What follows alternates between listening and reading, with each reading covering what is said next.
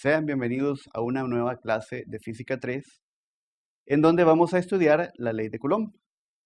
Como objetivos principales vamos a enunciar primero e interpretar la ley de Coulomb, a enumerar las características de la fuerza electrostática entre dos cargas puntuales y a plantear cómo se calcula la fuerza sobre una carga puntual producida por un conjunto de cargas puntuales.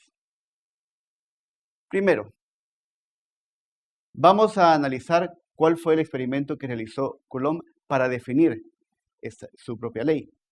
En este caso se tiene una balanza de Coulomb, que es una balanza de torsión. En este caso, los puntos que tenemos en este extremo, en esta parte de abajo, son esferas cargadas, cargas puntuales. Cuando hablamos de cargas puntuales, estamos hablando de cargas de las cuales no consideramos sus dimensiones, pero sí se encuentran cargadas eléctricamente. El objetivo de este experimento fue el de acercar estas dos cargas A y B, que se encuentran acá en color verde y rojo, y dependiendo de la carga que tuviera cada una de ellas, iban a experimentar ya sea una atracción o una repulsión, es decir, se iban a aproximar entre sí o se iban a separar. Ahí había una fibra, un filamento que prácticamente por los cuales se podía medir la desviación angular que tenía debido a la fuerza electrostática que existía. Se generaba un brazo de torsión y en función de la carga eléctrica de cada una de estas partículas y además de la naturaleza, si era positiva o negativa, si eran del mismo signo o de signo contrario, fue que Coulomb enunció la ley que ahora conocemos de la siguiente manera. Él, a partir del experimento, definió que la fuerza electrostática, la fuerza entre dos cargas puntuales, está definida por esta ecuación. Prácticamente lo que nos está diciendo es que la fuerza electrostática se debe a la interacción de dos cargas puntuales y que además es inversamente proporcional a la distancia que separa a ambas cargas.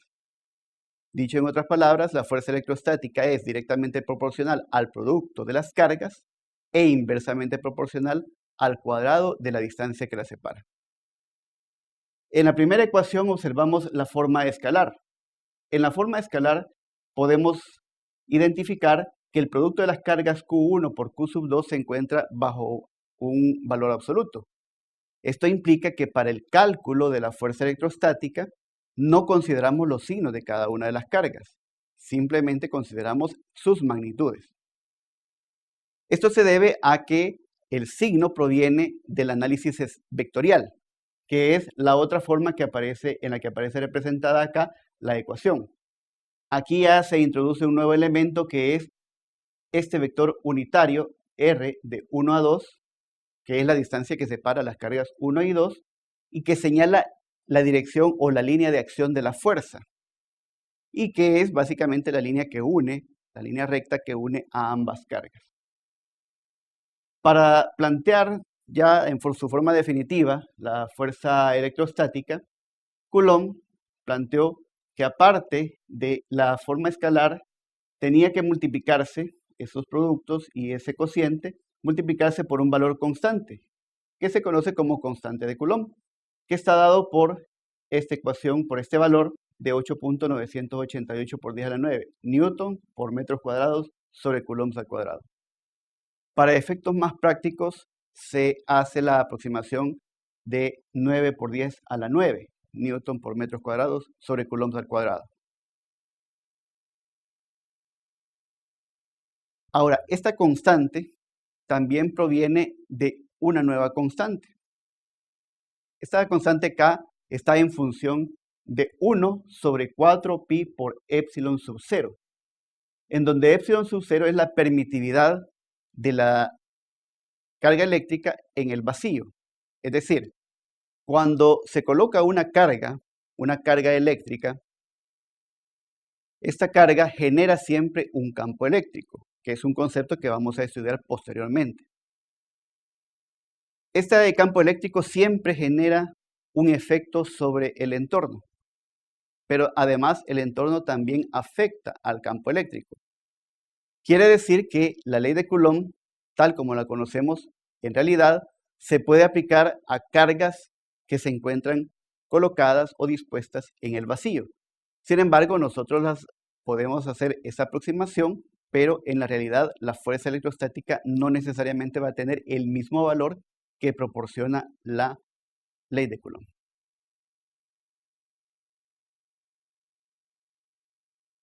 Para el análisis de la ley de Coulomb, vamos a identificar los distintos tipos de fuerza que van a tener cada una de ellas, dependiendo del tipo de carga o de la naturaleza de carga que se tenga.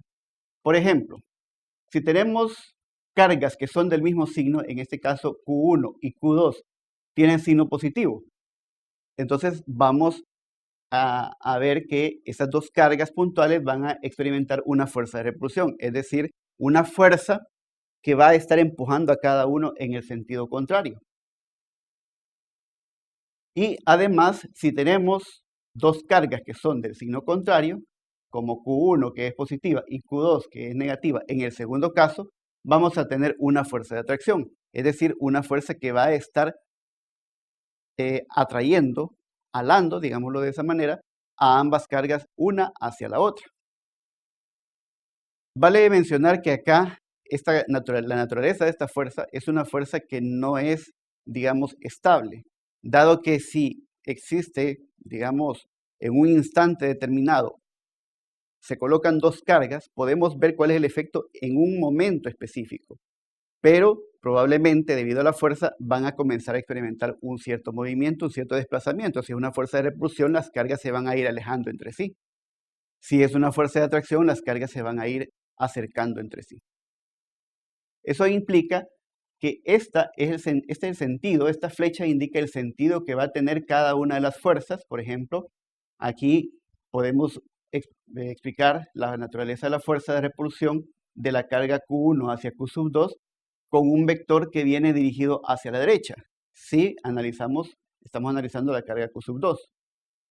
Por el contrario, para la carga Q1, el efecto de la fuerza va a ser contrario, es decir, vamos a representar esa fuerza como un vector que se desplaza hacia el lado izquierdo. De la misma manera, para la fuerza de atracción, para la carga Q2 que está experimentando una atracción debida a Q1, entonces Q2 vamos a representar la fuerza de atracción como una fuerza que acerca a Q2 hacia Q1.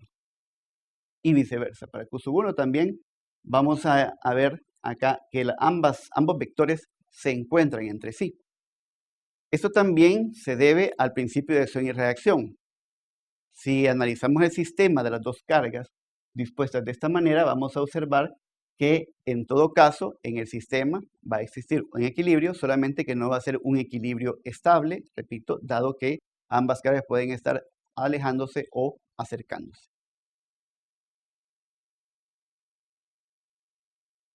Y el principio de superposición, que es el análisis que se realiza cuando tenemos una carga puntual y además sobre esa carga puntual se encuentran otras cargas que la rodean. Por ejemplo, en esta situación observamos que existen 5 cargas. Digamos que queremos definir la fuerza neta, la fuerza electrostática neta que actúa sobre la carga Q1 que se encuentra en el centro de estas 5 cargas.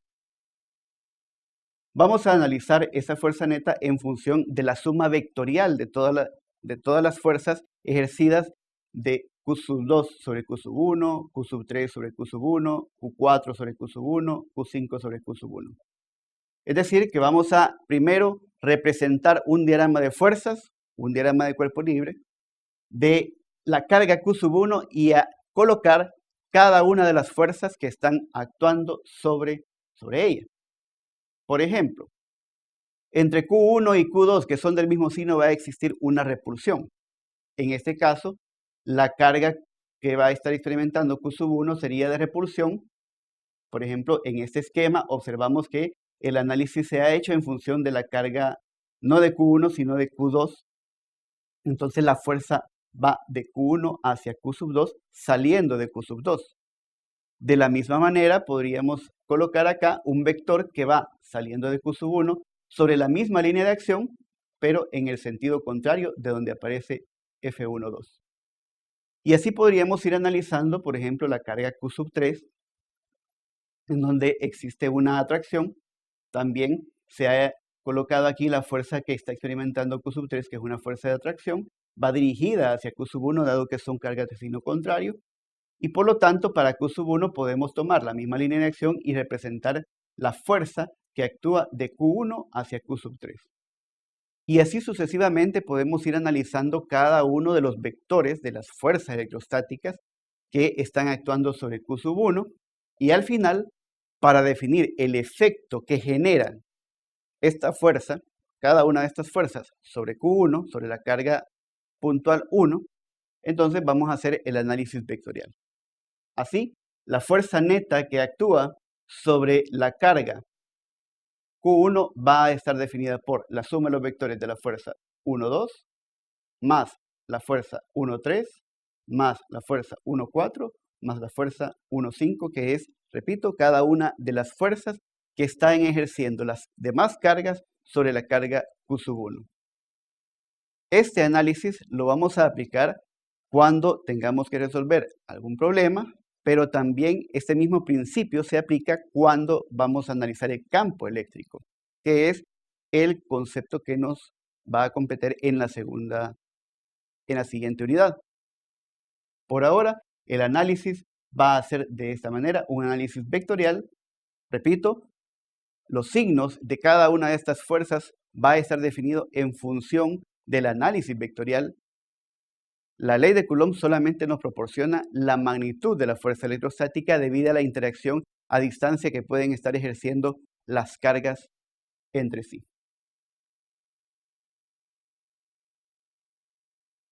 Eso es todo por esta clase. Muchas gracias por su atención.